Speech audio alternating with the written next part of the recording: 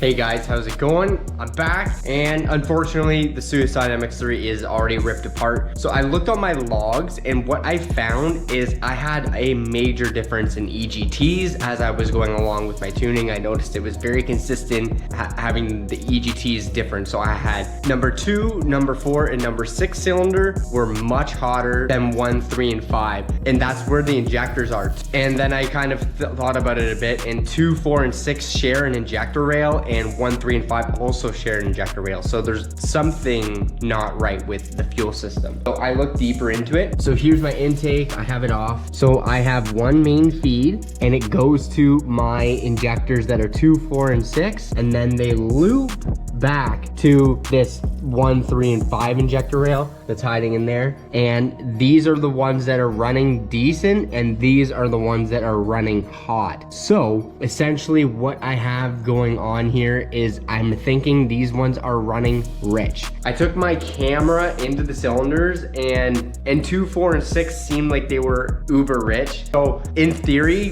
when you have hot cylinders, usually lean, but they appeared to be rich. So I'm going with that. I'm sticking with my opinion as of now. I'm still testing. I have to fix this problem. So what I'm going to do with my fuel system is I am going to put a Y into it. So after my feed, I'm going to Y it and then have one injector feed here and one injector feed here, the exact same length. So hopefully the injector rails will get better, consistent PSI throughout all 6. I'm thinking that that's my problem. And honestly, I've had this fuel system set up since it was stock. So this could be why I keep blowing up engines, and it would always just melt one piston and not the others. So this is why I might have had millions of problems with this. This is very exciting. I'm hoping that this is literally the issue. And I'm so glad I installed EGTs on my car, because I wouldn't have been able to really know this, because the temperatures are only out like 100 Fahrenheit, but like I would never be able to do a pull and then like use a heat gun on it to see how hot it was. So these are my EGTs, and they are telling me the tale. So I'm gonna take this right out of the car, and then I'm going to weld the bung on here, Y it.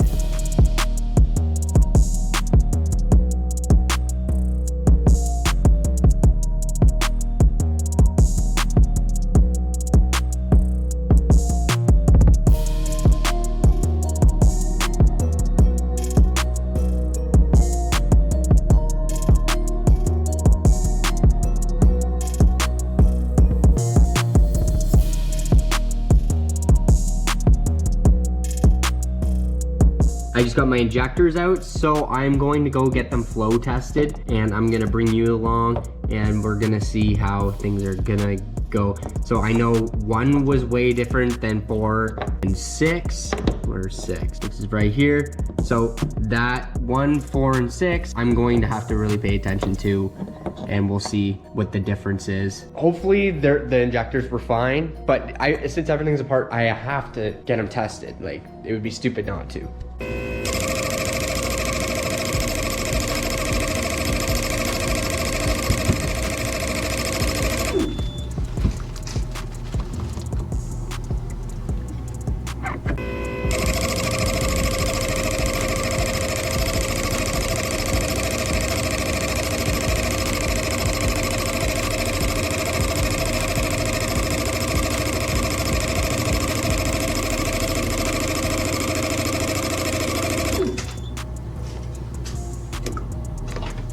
Is it?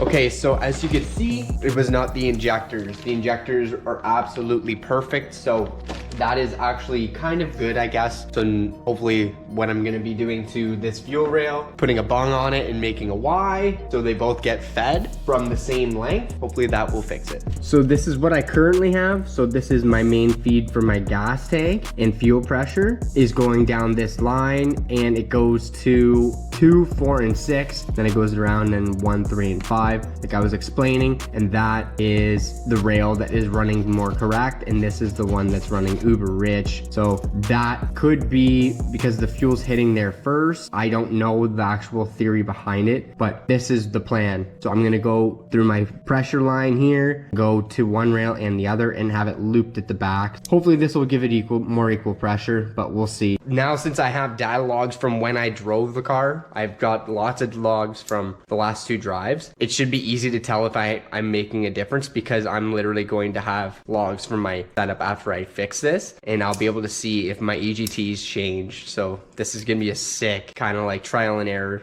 video, and it shouldn't take me too long to change this. It's just taking the injectors off an intake and then putting it all back together. Oh, let's get right to it.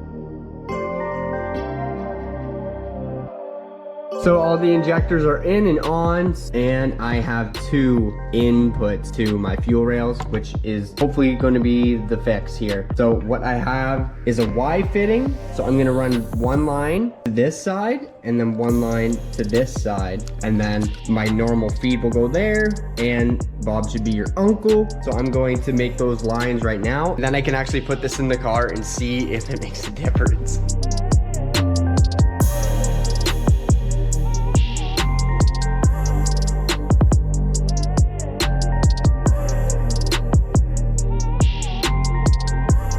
All right, so I got the intake completely done. It's right here, ready to go. And I've got that fitting done. I made my lines. So what I've got to do is bolt everything back onto the engine. So I'm just literally going to shorten my feed a bit, and then it should be all good. Get it back together and see if this is actually gonna help.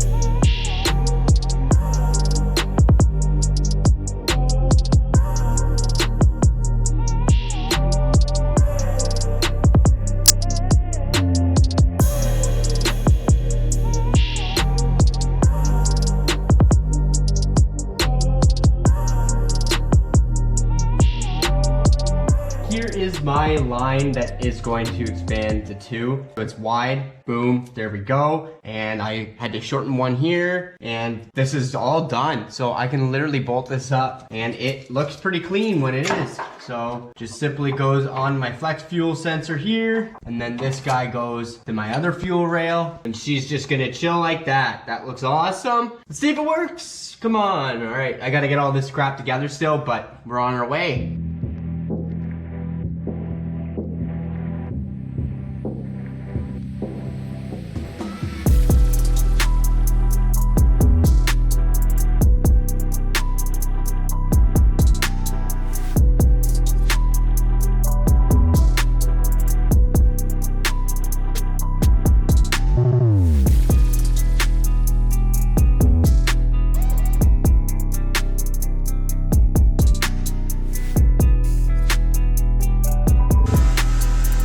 There's a leak. Okay, thankfully I just tightened that fitting and it stopped. So no leaks right now. Let's see if she starts. Oh, it's still dripping. That's not good.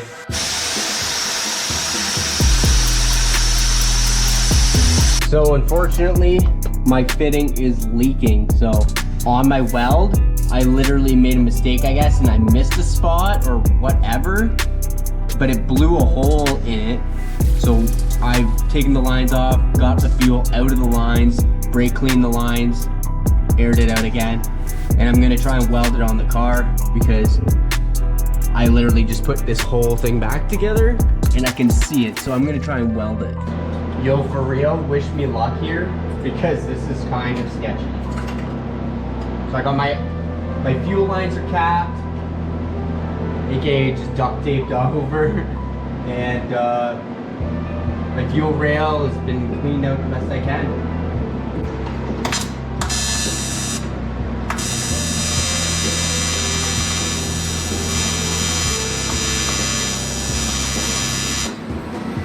Okay, let's hope that did it. That no fires, that's awesome. No more leak. Yes, I can test drive this tonight. That was actually pretty quick. That only took me like 5 minutes, 10 minutes.